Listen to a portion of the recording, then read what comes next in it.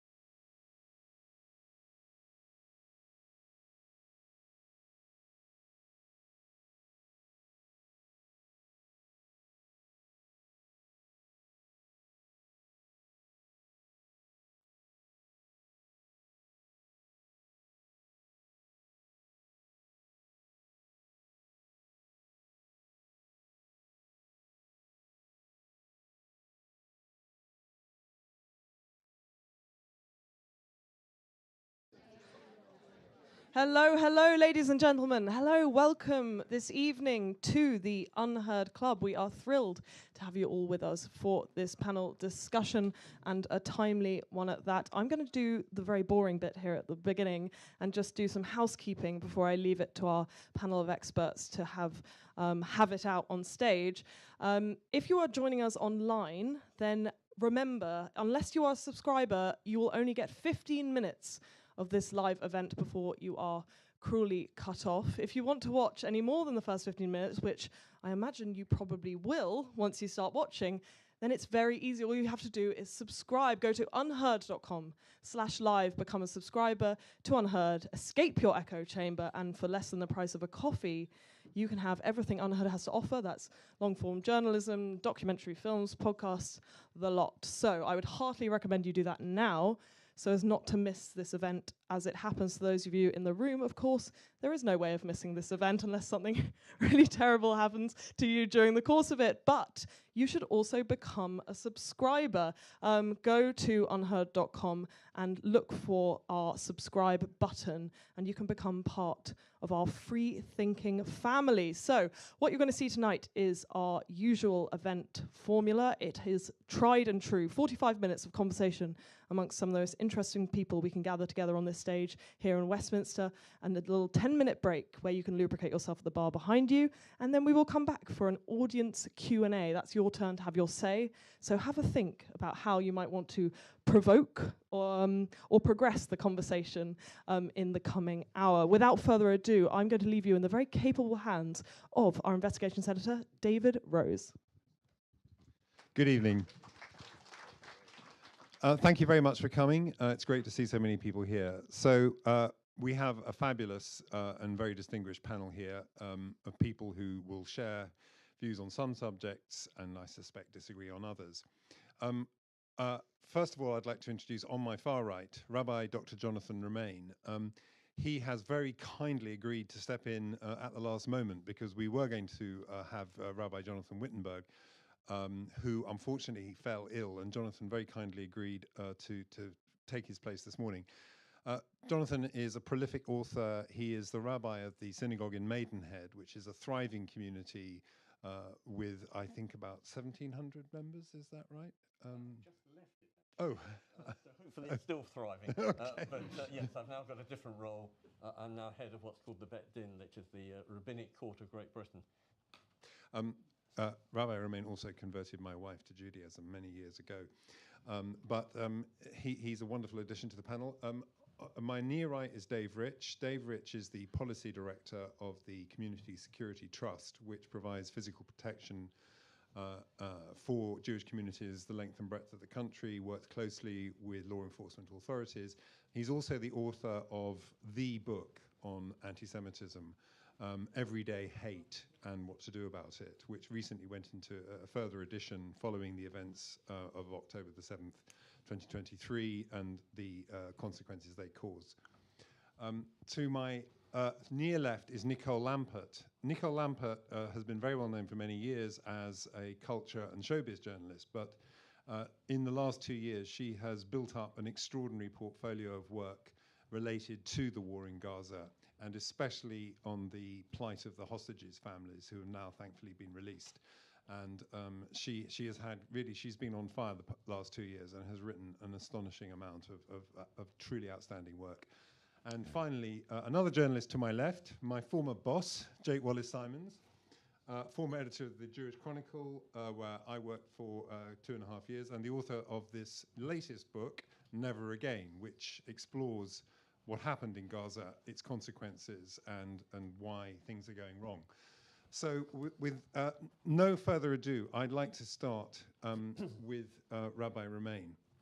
I want us to consider, before I go any further, I just want to say, it's taken as read throughout this evening that whatever has happened to the Jewish community here in Britain, what people have gone through in Gaza and in Israel is immeasurably worse. And so if we're talking about the problems and issues faced by British Jews, I just want to say that, let's always remember, keep it in perspective.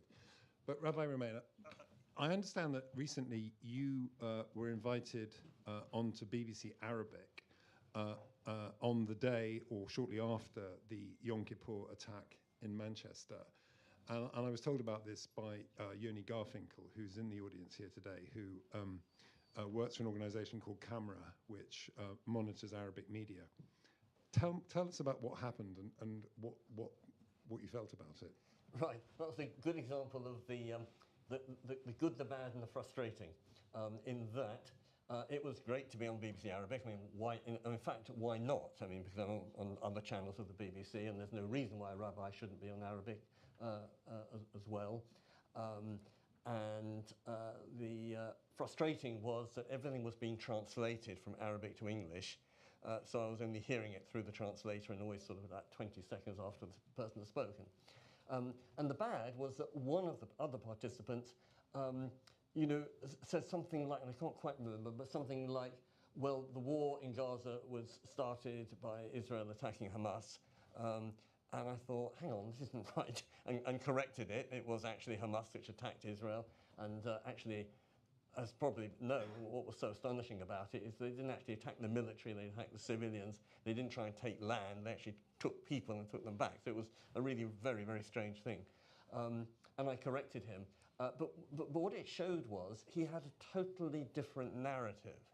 And that's part of the problem, really, in that when we're discussing it from different sides, that it's not a matter of interpreting facts, and I think this means X means this, and you think X means that. It's actually having a completely different set of facts to begin with. And so it's very hard sometimes to debate people on the other side, whichever side that may be. Just like, somebody emailed me the other day and said, well, the Jews only came in the 1920s. Actually, mate, read the Bible, and not just Tel Aviv. No, Tel Aviv is only 100 years old, but Jerusalem or Hebron or Beersheba, it's all in the Bible. It's about 3,000 years old. And when you actually don't even believe that Jews have been there before the 19th century, then there's a real problem about authenticity and honesty and history and then trying to live together. It makes it so much harder. Did you get the sense when you were on that programme that there was an attempt being made to suggest that Jews had brought the Manchester terrorist attack on themselves because of what had happened in Gaza? I can't read into his mind, but I do want to just sort of give a slightly anti-argument in saying, yes, there are obviously massive problems between some Jews and some Muslims, but we should also remember there's some really good stuff going on. For instance, on the anniversary of 9/11, when I was at Maidenhead until very recently, the local imam came to the synagogue and said a prayer for peace in Arabic. I went to the mosque and said a prayer for peace in Hebrew. Some countries can get shot for that. But and it didn't change the world, but it was a very, very strong message to our various congregations. Perhaps more interestingly is that a few years back, the mosque in Maidenhead was being redeveloped by local builders. And would you believe it? They overran schedule. Builders, unheard of. So the imam rang me up and said, look, we've got this major event, can we have it at your synagogue?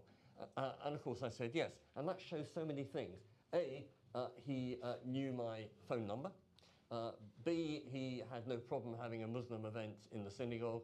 And 3, he knew that I would probably have no problem having a Muslim event in the synagogue. So we need to say, yes, what's going on in the Middle East is awful. Yes, it's also worse importing it here to Britain, but there's actually some good stories going on as well. Dave, as CSD Policy Director, author of Everyday Hate, how serious do you think the situation faced by the British Jewish community now is? What is your view of Manchester? What led to it? And we hear of increasing numbers of people in this country, Jewish people, saying that they are thinking of leaving the country. Is that something which they're right to contemplate? How bad is the hole we're in? That's the question that I find impossible to answer, and the fact that I find it impossible to answer in a way is the answer. Because until October 7th, I knew the answer to that question. And the answer was we really weren't in as deep a hole as maybe some people thought, and everything was in perspective and things were under control. And one of the biggest issues after October 7th is that it feels like everything has gone out of control. That whereas we've always had these protests with these chants, and there's always been problems at universities, but we've never before had anti-Semitism in hospitals. We've never had it in workplaces. You know, I speak to friends of mine who are employment lawyers, and suddenly they're deluged with cases to do with anti-Semitism. I've had more people tell me in the last 2 weeks that they want to make Aliyah than in the previous 2 years. So it feels like it's very difficult to get a handle on everything we see happening, all the anti-Semitism, the attack in Manchester, the high levels of hate crime and so on. And yet, how do we put that into a context of, you know, every day Jewish people go about their lives without any problems, people walk around London wearing a Star of David or a yarmulke and don't have problems until the day they do, and until they're the one who does. And how do we even measure this? And I think that's the biggest challenge for Jewish people at the moment in Britain. It's very hard to find solid ground to stand on and be sure of where you are and of what it all means. You can pick and choose your data as much as you want. You can count all the brilliant examples of Muslim interfaith or all the terrible examples of anti-Semitic sermons in mosques that nothing gets done about. And you can look at the attack in Manchester and say, as shocking as it was, no one was surprised. And the fact that no one was surprised, in a way, tells us how we got there. Now, what does that mean? You know, where does that even take us? There was an article in the Wall Street Journal today saying the United States should offer refuge to Jews fleeing anti-Semitism in Britain. And I was thinking, well, hang on a minute, more Jews have been killed in the United States this year than in Britain. So maybe we should be offering refuge to them. But it's that uncertainty, that inability to actually have a fixed frame of reference in which we can manage tackling the anti-Semitism while living our lives. And I think that's what leaves everyone feeling just so destabilised at the moment. Nicole, how do you see it? I mean, you've obviously have a different perspective, but you've written extensively about it. What's your current perception of the position of the British Jewish community? Really similar to Dave, to be honest.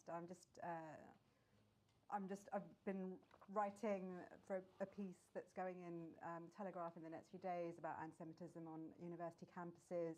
My son has just started university, and he was telling me the other day about how one of his friends brought a girl back, and she just started talking about how much she hated Jews. Like, didn't talk about Israelis or anything like that, just Jews. She hated Jews. He's not Jewish, but he grew up in my house, so he was able to push back and say that's racist. You can't just say you hate Jews.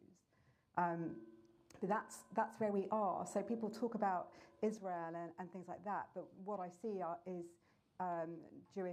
British Jewish kids being bullied out of school. That's what I hear about, and the horrendous stuff that's being taught, not only from the students at universities, but actually being taught in seminars where subjects that have nothing to do with Israel, suddenly it's all about the genocide and things like that. Genocide.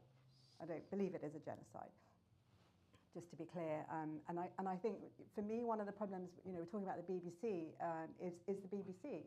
And I say this sadly, and I say this as an entertainment reporter who works closely with the BBC, that there's a narrative that they spread in which Hamas and the IDF are somehow equivalent, and that because they cannot call Hamas terrorists, therefore they don't treat them as if they're a terrorist entity, and in fact they're more likely to believe Hamas numbers, which are then washed by the UN washed, than they are the IDF, which they normally say we cannot confirm.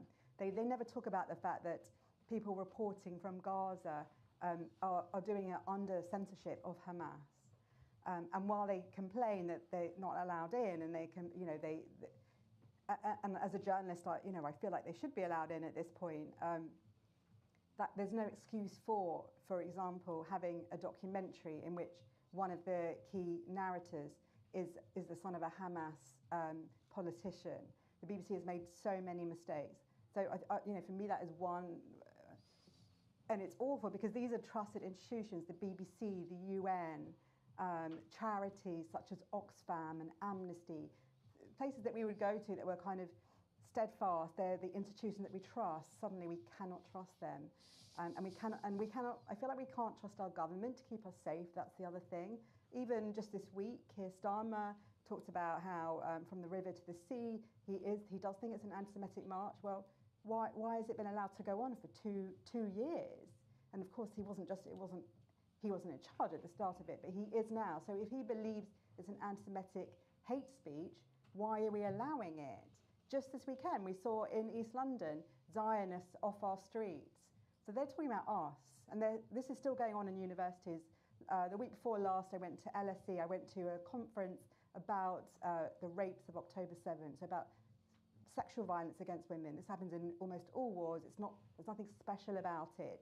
The only special thing is the rate of denialism. And people outside, they had an emergency rally, and they were screaming Zionists off our campus. And even though I feel quite brave, I've had a lot of hatred online and all of this, I videoed them, and then I came away shaking, and I thought, what must it be like to be a student at this place where there's this kind of visceral hatred? So how do I think we are? I'm worried about I think that we're in an existential place, the Jewish community, and part of my family has been here since Oliver Cromwell allowed the Jews back in. And I don't know whether we have a future here. I don't know whether my children will be living here.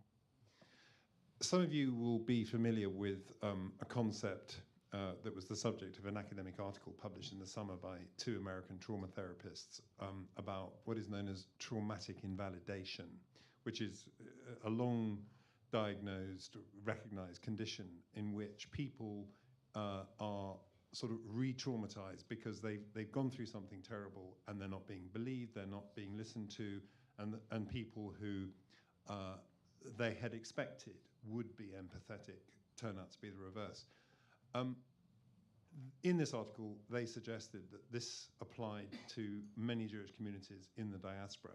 Before we come on to the more controversial areas about Britain's Jews and their relationship with Israel, I'd like to ask you, Jake, what do you think how do you perceive the response of the non-Jewish community in this country to October the 7th and the events that followed, and how big do you think its impact has been?